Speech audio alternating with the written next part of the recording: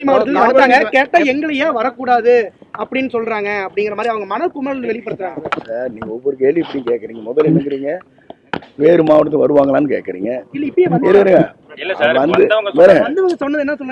வரக்கூடாதுன்னு யாரும் சொல்ல.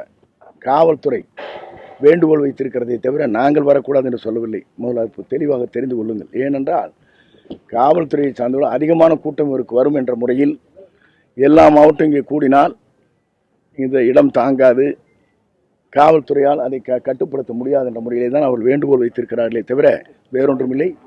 எங்களுக்கு எல்லோரும் வர வேண்டும், எல்லோரும் ஒன்று இணைய வேண்டும் என்பதுதான் எங்களுடைய நோக்கம். தேர் கூடினால்தான் தேர் கூடி இழுக்க முடியுமே தவிர இல்லை என்றால் இழுக்க முடியாது. நாங்கள் யாரையும் வேண்டாம்னு சொல்லி நீங்கள் ஒரு கொஸ்டின் போட்டு என்னை மடக்கிறீங்க. இல்லை இருங்க,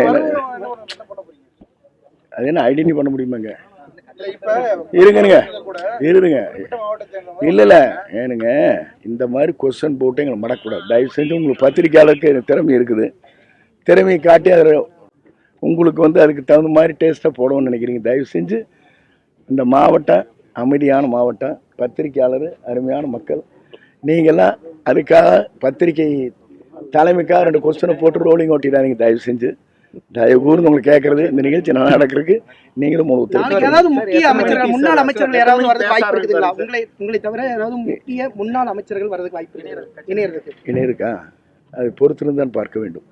சார், முன்னாள் முதல்வர் ஜெயலலிதா அவர்களுக்கு நீங்க தான் தேர்தல் வியூகங்களை வகுத்து கொடுத்தீங்க, பயண திட்டங்களை அமைச்சு கொடுத்தீங்க.